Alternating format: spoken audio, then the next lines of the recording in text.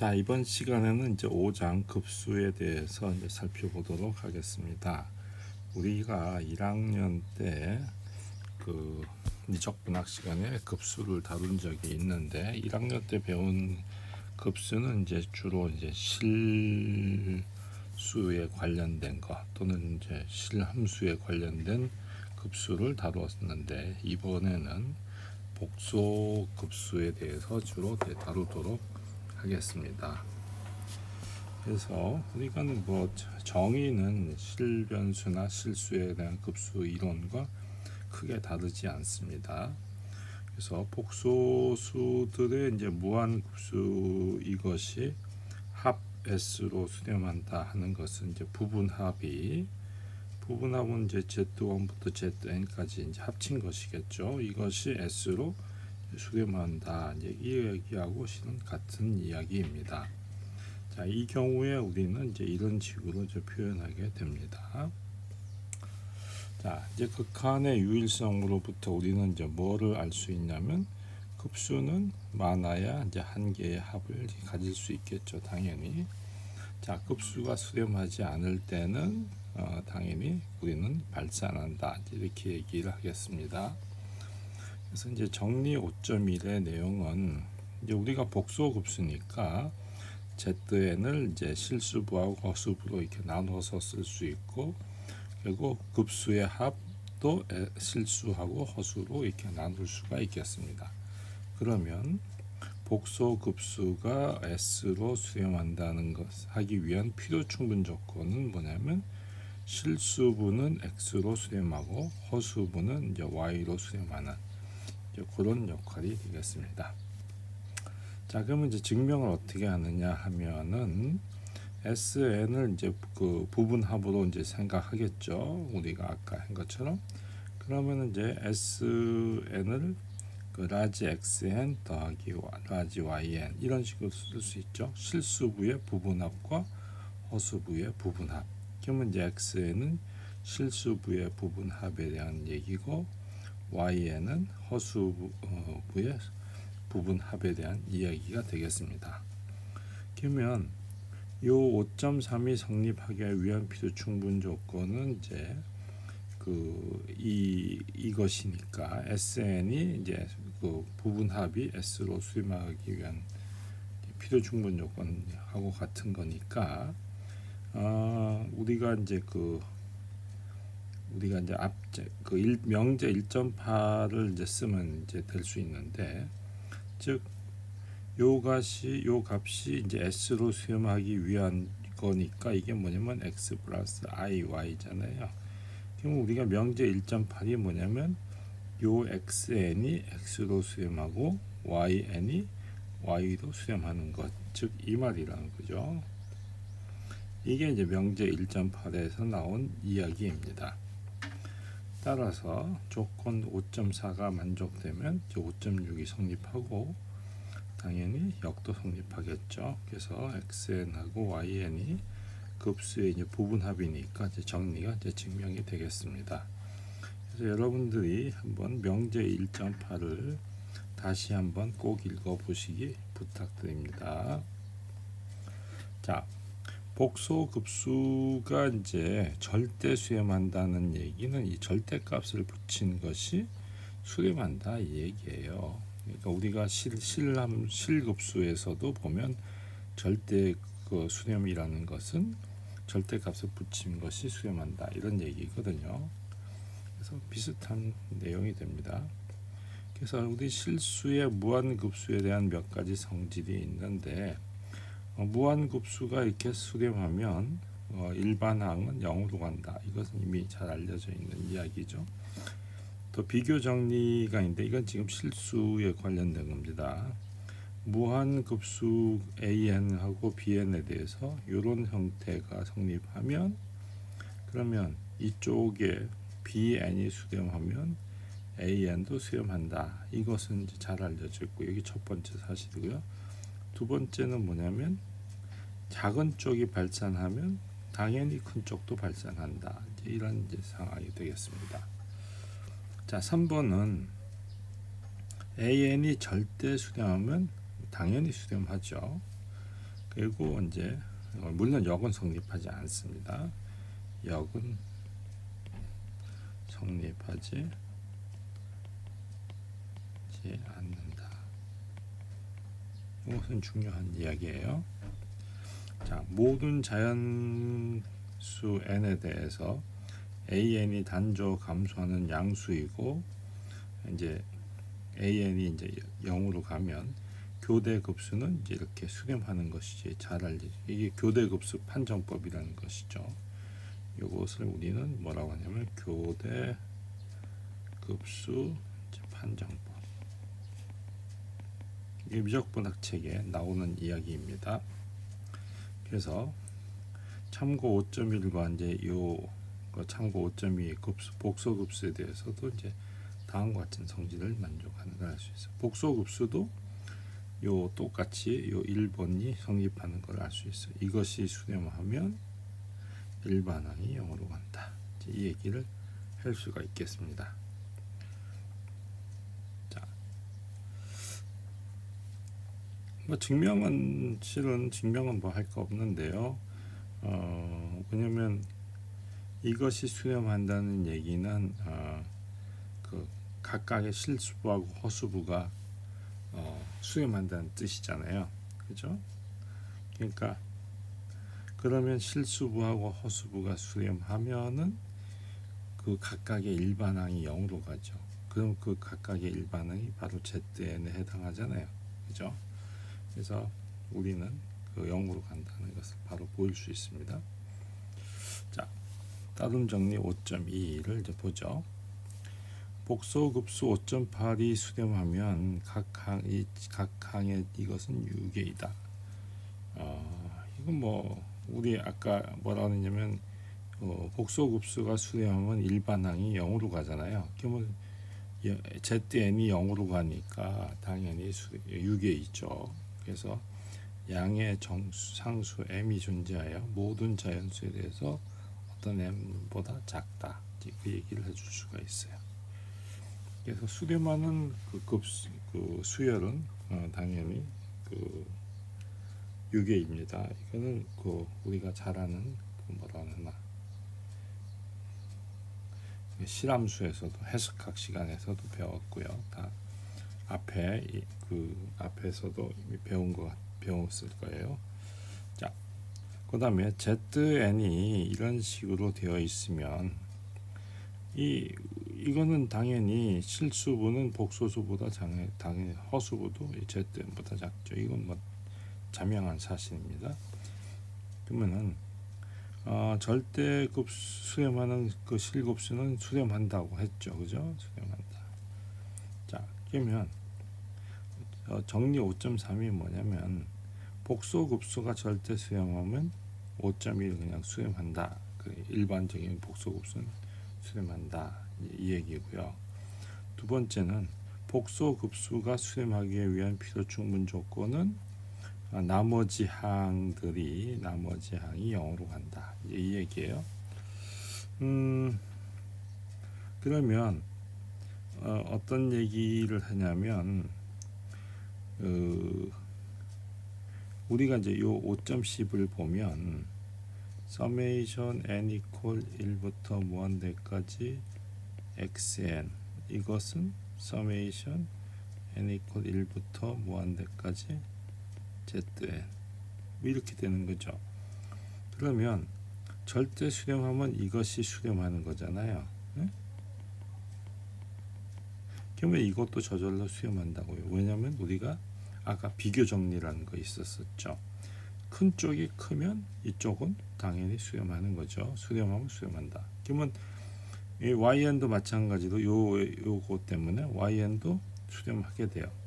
그러면 XN도 절대 수렴하고 YN도 절대 수렴하니까 당연히 수렴하죠. 그래서 이 복소급수 이런 급수는 당연히 수렴해요. 따라서 요 각각이 수렴하니까 복소급수도 수렴한다. 이런 얘기가 이제 되는 거예요.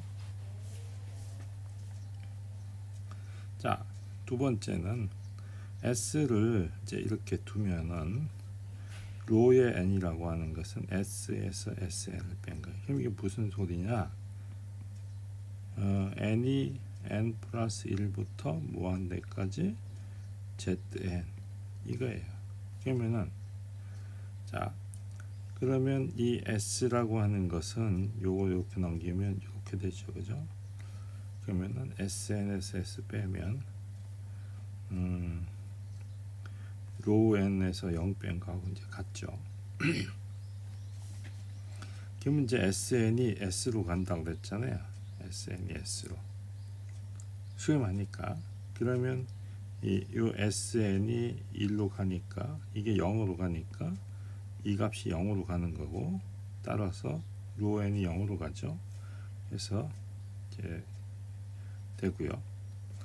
그러면 이제 만약에 이 값이 성립하면 이것도 성립하는 거죠. 저절로. 그래서 sn이 s로 가니까 우리가 이제 증명을 할 수가 있는 거예요. 자, 그래서 왔다 갔다가 이제 됩니다. 이제 실급수의 수렴 반경에 관한 성질이 복소급수에 대해서도 이제 성립합니다. 수렴 반경에 대한 얘기예요. 지금은. 그래서 뭐 자세한 증명은 이제 다른 책을 참고하면 되는데 참고도서에 2번 이제 내용이 있으니까 한번 보시면 돼요. 자, 이제 이것이 복소급수라고 하자 이거죠. 복소급수. 자, 그러면 우리는 이제 첫 번째가 뭐냐면 기하급수. 만약에 절대값이 1보다 작으면 이러한 형태는 기하급수라고 부르고 요것은 이 값으로 수렴해요. 1보다 크거나 같으면 당연히 발산합니다. 두 번째는 비율 판정법이 있는데 림윈프 값하고 림수프라고 하는 값을 이렇게 둬요. 그래서 만약에 r이 1보다 작으면 절대 수렴하고요. 스몰 r이 1보다 크면 발산한다. 이런 얘기예요. 그 다음에 요 두 값 사이에 1이 들어가면 판정 불가. 이런 얘기가 이제 성립합니다. 자, 세 번째는 이제 근호 판정법은 리미트 인피임 수프리멈의 n승 루트 zn 이렇게 둔 거예요. 그러면 이제 r이 1보다 작으면 절대 수렴하고 r이 1보다 크면 발산하고 r이 2면 판정 불가다. 이제 이게 그 우리의 이야기입니다. 이거는 미적분학 시간에도 어느 정도 1번과 같은 형태나 3번과 같은 형태는 많이 이제 본 거예요. 그다음 아마 1학년 미적분학 수준에서는 리미트 인피멈이라는 수프리멈이라는 단어나 리미트 인피멈이라는 단어는 쓰지 않았을 거예요. 어쨌거나 보통 존재한다 하는 이제 그런 그 가정하에서 그 명제가 쓰여져 있을 텐데 요거는 조금 더 정확하게 좀 쓴 기술된 표현이다라고 이해를 하시면 이제 되겠습니다. 자, 그래서 연습 문제를 좀 이제 참고 이제 보면은 다음 급수의 이제 수렴성을 이제 판단하여라. 뭐 이제 이런 얘기가 나오잖아요. 그래서 일단 첫 번째 문제는 좀 한번 시도해 보시고 두 번째 문제는 이제 기하급수에 대한 얘기니까 2번 한번 해보시고 3번은 좀 그렇죠. 그래서 3번은 건너뛰죠. 그 다음에 4번 뭐 일단 요 정도만 하고요. 1번 같은 경우는 그 좀 조심을 해야 되는데 우리가 이제 통상 그 수렴성 판단할 때는 이제 요거를 좀 잘 쓰면 돼요. 실은 예를 들어서 A번을 쓴다. 그러면 Z 이게 뭐라 그럴까? 여기 보시면 A번을 푼다고 되자고요. 일단 A번. 그러면 ZN이 어떻게 되어 있냐면 로그 n분의 i의 n승이잖아요. 그러면 여기 보면 이제 비율 판정법 쓰는 게 좀 좋습니다. 그래서 Z의 n에 Zn 플러스 1을 먼저 생각을 해봐요.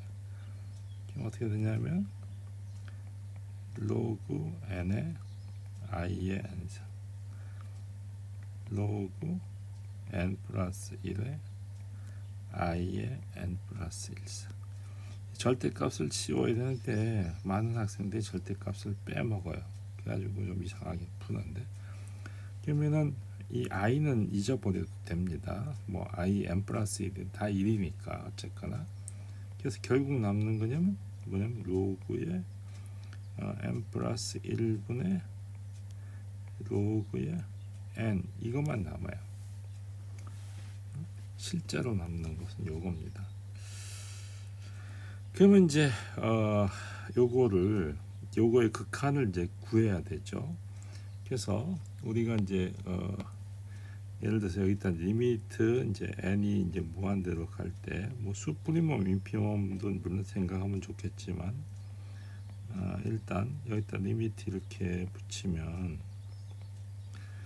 그러면 이제 이게 뭐가 되냐면 이게 소위 말해서 무한대분의 무한대꼴이니까 로피탈 정리를 써야 되죠. 그래서 여기다 로피탈 정리를 씁니다. 그러면 미분하죠. 그래서 리미트 n이 무한대로 갈 적에 미분하면 n 플러스 1분의 1이 되고 요거는 n분의 1 돼서 뭐 계산하면 1이 되는 걸 알 수 있어요. 그러면 이제 우리가 1이면 소위 말해서 이제 판정 불가에 해당하는 거죠. 사실은 판정하기가 어렵다, 이제 그런 결론이 나와요. 나머지 문제들도 이런 문제는 뭐를 쓰면 좋겠냐면 여기 n승이 있으니까 이 근호 판정법을 쓰면 조금 쉬워 보일 것 같아요. 뭐 이런 문제나 이제 이런 대개 이런 문제들은 대부분 다 뭐냐면 비율 판정법이나 이런 걸 쓰면 이제 쉽습니다. 근데 특히 이제 이런 것은 비율 판정법도 아니고 이건 어떻게 하면은 수렴판 발산 이런 거를 이제 판정할 수 있을까, 그런 것들을 한번 좀 생각을 해봤으면 좋겠어요. 자, 일단은 이상으로 요 5.1절의 내용을 마치도록 이제 하겠습니다. 자, 이제 이번 시간에는 이제 몇 급수에 대해서 이제 살펴보도록 하겠는데요. 몇 급수라고 하는 것은 지금 5.12와 같은 형태의 급수, 즉 요것의 멱으로 되어 있는 형태. 그러니까 요 앞에 A0나 A1이나 A2는 일종의 계수 역할을 하고요. 요 Z가 이제 변수의 역할을 하고 Z0는 어떤 고정된 어떤 상수입니다. 그래서 우리가 이제 여기서 관심 있는 것은 어떠한 Z 이 급수가 수렴하는 이 Z의 범위를 이제 구하는 것이 우리의 이제 목표가 되겠습니다. 그래서 자, 그러면은 우리가 그거를 위해서 정리 5.5의 내용을 이제 살펴보도록 하겠습니다. 몇 급수가 요 주어진 몇 급수죠. 이 몇 급수가 z 이퀄 z1. 여기서 z1이라고 하는 것은 z0랑 다른 거죠. 그러니까 여기 이제 그림이 있는 것처럼 요 z1, 여기 z0가 원래 있습니다. 여기에 요 점에 여기에서 수렴하면 요 한 점에서 수렴하는 거예요. 그러면 어떻게 되냐? 이제 요 R1을 하나의 반지름을 삼아서 이렇게 서클을 그렸을 때 요 서클 내의 모든 점에서 절대 수렴을 해요. 물론 경계는 빼고죠. 여기서 조심하는 것은 R1이 이렇게 됩니다. 이게 이제 굉장히 중요해요. 그러면 이제 무슨 말이냐면 이런 점에서는 당연히 다 수렴한다는 얘기예요. 그러면 이제 Z1 바깥에 요 원 바깥에 있는 요 점에서는 어떻게 되나요? 그건 잘 모르죠. 아직 수렴할는지 발산할는지. 어쨌거나 만약에 수렴한다는 걸 알면 조금 더 이제 넓혀지는 상황이 됩니다. 원 위에서는 어떻게 되나요? 모릅니다. Z1에서는 당연히 수렴하지만 그 밖에 나머지 점에서는 수렴할는지 안 수렴할는지 알 수가 없어요. 여기서 이제 그 내부점에서 절대 수렴한다. 이 사실이 굉장히 중요합니다. 자, 이제 어떻게 증명하냐? 먼저 Z0를 원점이라고 가정을 해가지고 증명을 할 겁니다. 먼저. 그러면 이제 급수가 좀 Z0가 0이니까 좀 간단하게 이렇게 바뀌죠. 그리고 요 이제 5.1 Z1에서 수렴한다고 그러니까 Z 자리에 Z1을 넣었을 때 이 급수는 당연히 수렴하게 되겠죠. 수렴한다고 이제 가정할 수가 있을 거예요. 그죠? 자, 수렴한다고 가정했으니까 가정할 수 있어요. 그러면 이러한 일반항은 유계죠. 수렴하는 급수의 이런 일반항은 다 유계입니다. 따라서 상수 m이 존재해서 이런 형태가 돼요. 이게 이제 유계의 정의죠. 자, 그러면 우리는 지금 뭘 보이는 게 목표냐면 이러한 z에 대해서 수렴할 것이냐 그거죠. 그래서 z가 z1보다 작다고 가정하고 그러한 요 값을 갖다 로라고 일단 두자고요. 그러면 로는 1보다 당연히 작죠. 그죠? 요 가정에 의해서. 그러면 요 값은 나눴다가 곱했다 나눴다 하면 똑같으니까 같을 거고 요 값은 더구나 로에 그죠? 로의 n승분. 요것은 뭐보다 작냐면 m보다 작죠. 그래서 m의 로의 n승보다 작습니다. 근데 이 급수는 뭐냐면 수렴해요. 왜냐면 로가 1보다 작으니까. 자, 그래서 여기서 로는 1보다 작아요. 이 급수는 수렴합니다. 그래서 로가 1보다 작을 때 수렴하는 기하급수예요. 그럼 실급수의 비교 정리에 의해서 이것도 수렴하죠. 수렴합니다. 어디에서? 요 원판 내에서 수렴합니다. 절대값을 씌운 것이 수렴해요. 그래서 절대 수렴하는 거예요. 자, 만약에 이제 임의의 점이라고 합시다. Z0가 요 놈이 임의의 점일 때 급수가 여기에서 수렴한다고 이제 가정을 해요. 자, 그러면 W를 이런 식으로 둡니다. 그러면 5.12는 이런 식으로 바뀌죠. 그래서 마치 W만 쳐다보고 있으면 원점에서 그 관련된 그런 형태의 급수식처럼, 그러니까 W0가 이제 0인 형태가 돼. W0라는 것은 이제 여기 Z에다가 여기다 Z0는 0이 되어버리잖아요. 그런 거죠. 자, 그래서 5.13은 여기에서 수렴하죠.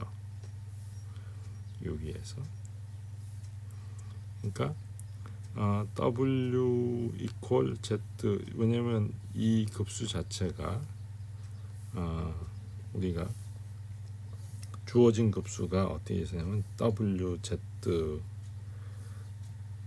summation n equal 0부터 무한대까지 an의 z 마이너스 z 제로의 n승. 자, 이것이 z equal z1일 때 수렴한다고 그랬거든요. 여기에서 수렴. 그러면은 이 말은 무슨 말이냐면 n equal 0부터 무한대까지 an의 z1 마이너스 z0의 n승이 수렴한다는 얘기하고 똑같아요.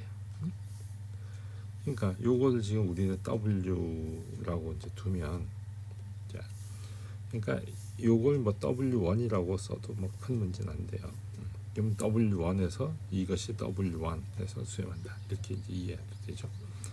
그러면 우리가 앞번호에서는 이것이 W에 관해서는 원점이 해당되니까 원점에 해당하니까 5.113은 이러한 원판 내에서 이제 절대 수렴하는 이제 그런 상황이 되는 거죠. 그래서 급수 5.13에서 W 대신에 요거를 이제 대입하고 R1 대신에 이거를 대입하면 이제 정리의 이제 결과를 얻게 되는 거죠. 이렇게 해서 우리가 이 얘기를 해줄 수가 있어요.